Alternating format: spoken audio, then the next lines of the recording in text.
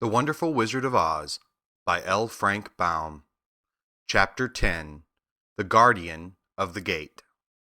It was some time before the Cowardly Lion awakened, for he had lain among the poppies a long while, breathing in their deadly fragrance. But when he did open his eyes and roll off the truck, he was very glad to find himself still alive. "I ran as fast as I could," he said, sitting down and yawning, "but the flowers were too strong for me. How did you get me out?" Then they told him of the field mice, and how they had generously saved him from death, and the Cowardly Lion laughed and said, "I have always thought myself a very big and terrible, yet such little things as flowers came near to killing me, and such small animals as mice have saved my life. How strange it all is! But comrades, what shall we do now?" "We must journey on until we find the road of yellow brick again," said Dorothy, "and then we can keep on to the Emerald City."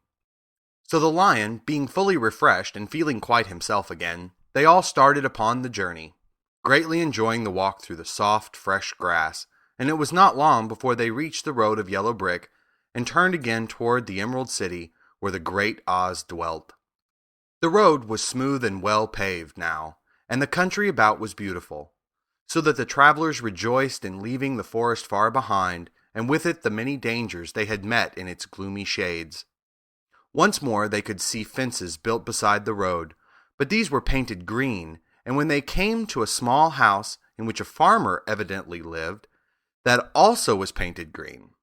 They passed by several of these houses during the afternoon, and sometimes people came to the doors and looked at them as if they would like to ask questions, but no one came near them, nor spoke to them because of the great lion, of which they were very much afraid. The people were all dressed in a clothing of lovely emerald green color, and wore peaked hats like those of the Munchkins. "This must be the land of Oz," said Dorothy, "and we are surely getting near the Emerald City."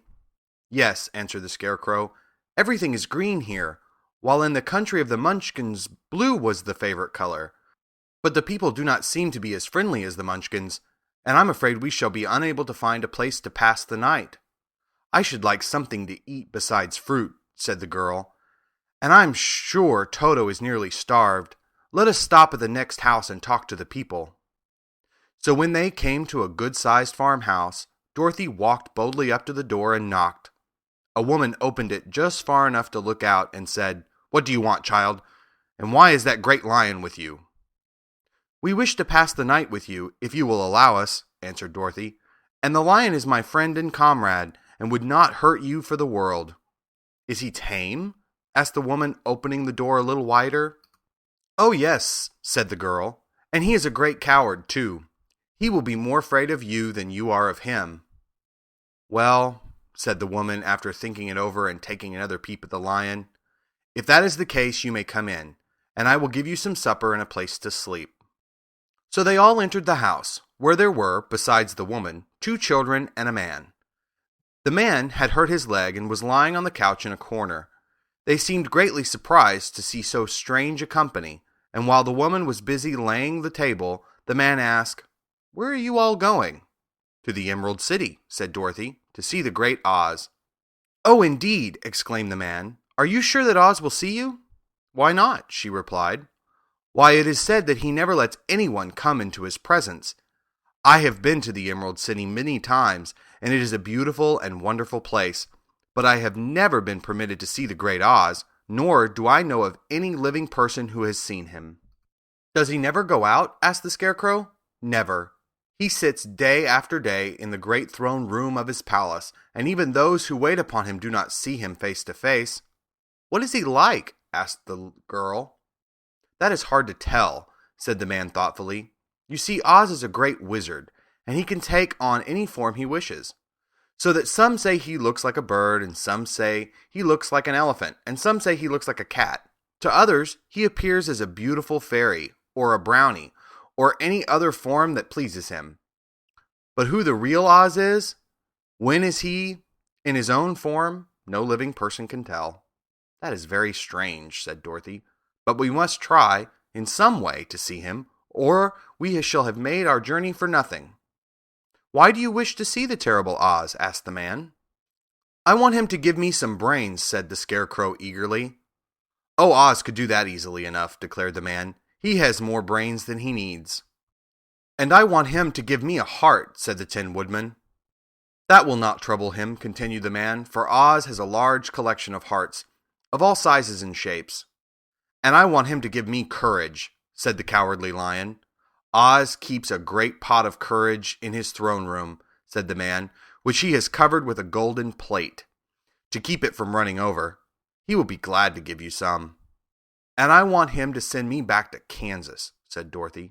Where is Kansas? Asked the man with surprise. I don't know, replied Dorothy sorrowfully, but it is my home, and I'm sure it's somewhere.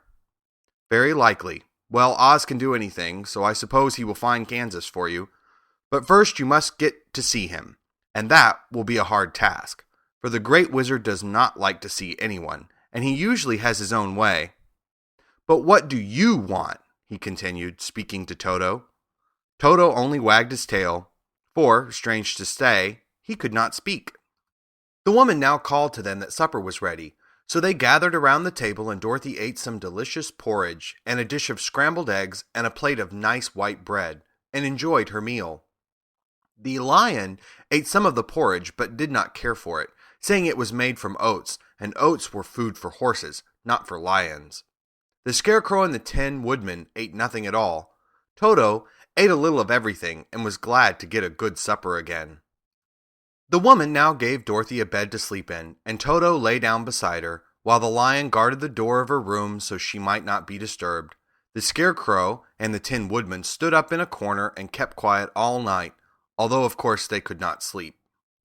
The next morning, as soon as the sun was up, they started on their way, and soon saw a beautiful green glow in the sky just before them. That must be the Emerald City, said Dorothy. As they walked on, the green glow became brighter and brighter, and it seemed that at last they were nearing the end of their travels. Yet it was afternoon before they came to the great wall that surrounded the city. It was high and thick and of a bright green color. In front of them, and at the end of the road of yellow brick, was a big gate, all studded with emeralds that glittered so in the sun that even the painted eyes of the Scarecrow were dazzled by their brilliancy. There was a bell beside the gate, and Dorothy pushed the button and heard a silvery tinkle sound within. Then the big gate swung slowly open, and they all passed through and found themselves in a high arched room, the walls of which glistened with countless emeralds. Before them stood a little man about the same size as the Munchkins. He was clothed all in green, from his head to his feet, and even his skin was of a greenish tint. At his side was a large green box. When he saw Dorothy and her companions, the man asked, "What do you wish in the Emerald City?" "We came here to see the Great Oz," said Dorothy. The man was so surprised at this answer, he sat down to think it over. "It has been many years since anyone asked me to see Oz," he said, shaking his head in perplexity. "He is powerful and terrible, and if you come on an idle or foolish errand to bother the wise reflections of the Great Wizard, he might be angry and destroy you all in an instant." "But it is not a foolish errand, nor an idle one," replied the Scarecrow. "It is important, and we have been told that Oz is a good wizard." "So he is," said the Green Man, "and he rules the Emerald City wisely and well. But to those who are not honest, or who approach him from curiosity, he is most terrible, and few have ever dared ask to see his face. I am the guardian of the gates, and since you demand to see the Great Oz, I must take you to his palace. But first, you must put on the spectacles." "Why?" asked Dorothy. "Because if you do not wear spectacles, the brightness and glory of the Emerald City would blind you. Even those who live in the city must wear spectacles night and day.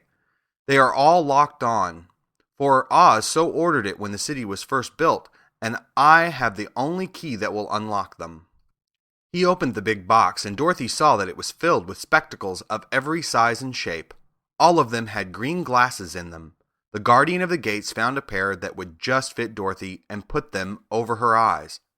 There were 2 golden bands fastened to them that passed around the back of her head, where they were locked together by a little key that was at the end of a chain the guardian of the gate wore around his neck. When they were on, Dorothy could not take them off had she wished, but of course she did not wish to be blinded by the glare of the Emerald City, so she said nothing. Then the Green Man fitted spectacles for the Scarecrow and the Tin Woodman and the Lion, and even on little Toto, and all were locked fast with the key. Then the Guardian of the Gates put on his own glasses and told them he was ready to show them to the palace. Taking a big golden key from a peg on the wall, he opened another gate, and they all followed him through the portal into the streets of the Emerald City. End of Chapter 10.